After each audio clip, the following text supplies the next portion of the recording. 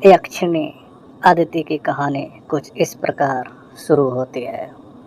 अदिति एक शक्तिशाली यक्षिणी थी जो अपने अतुल्य सौंदर्य और दिव्य शक्तियों के लिए प्रसिद्ध थी। प्रकृति के साथ एक गहरा संबंध था और वनस्पतियों, नदियों और पशुओं पर उसका आधिपत्य था। परंतु एक भयानक युद्ध में उसने अपनी सारी शक्तियां खो दी। अब वह अपने अस्तित्व और अपने पुराने रूप को वापस पाने के लिए महादेव की उपासना करती है। महादेव के समक्ष भक्ति और समर्पण के साथ अदिति अपने पापों और दोषों का प्रायश्चित करती है, प्रार्थना करते हुए, हे महादेव, मैं तुम्हारे भक्त हूँ और अपने गुनाहों का प्रायश्चित करने आई हूँ।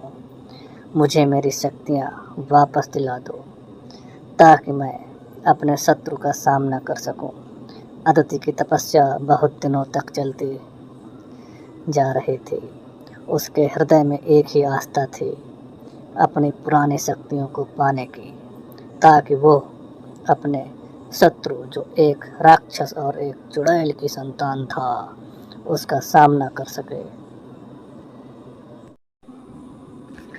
जहाँ एक तरफ यक्षिणी अदिति भगवान की उपासना में लगी हुई है, वहीं दूसरी तरफ रक्तेश राक्षस अदिति यक्षिणी को ढूंढते हुए पृथ्वी लोक पर आ पहुंचा है। वह एक बहुत ही भयानक शरीर वाला राक्षस है। उसका शरीर और भी बड़ा हो गया है, जिसमें हर एक नस और मांसपेशियां स्पष्ट दिखाई देती हैं। उसका काला दरार पड़े हुए चमड़ी पर लहू की धाराएं बह रही हैं, जो उसके गुस्से और रुद्र रूप को और भी प्रकट करती है। चेहरा उसका एक भयानक स्वरूप ले चुका है। उसकी आंखें और भी तेज लाल प्रकाश में चमक रही हैं, जैसे भी आग के गोले हों। उसके दांत और भी लंबे हो गए हैं, जैसे किसी जानवर के नुकीले दांत हों, हमेशा खून के लिए तरस रहे हों। उसका मुख एक गुस्से से भरा हुआ है और उसका चीखना आतंक फैलाने वाला है।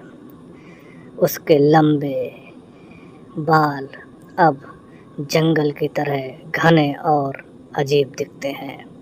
यह बाल जादू और श्रापों से भरित लगते हैं, जो हर वक्त अंधकार को अपने आसपास खींचते रहते हैं।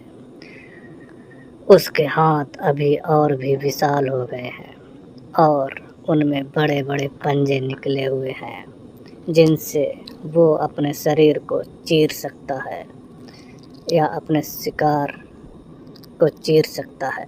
उसका हथियार एक बड़ा स्पाइक्ड मैक अब और भी भयानक और शक्तिशाली हो गया है।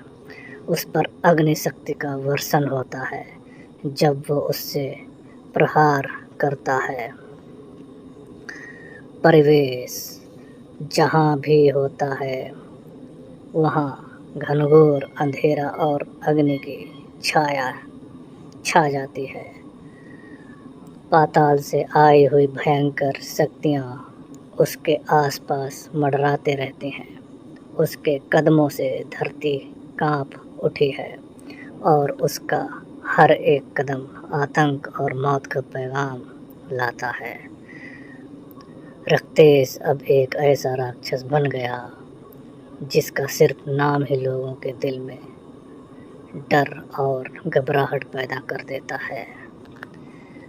आगे देखने के लिए, ये कहानी पूरी सुनने के लिए ये चैनल सब्सक्राइब करें। ये कहानी सिर्फ हमारे ही चैनल पर उपलब्ध है और कहीं भी नहीं। धन्यवाद।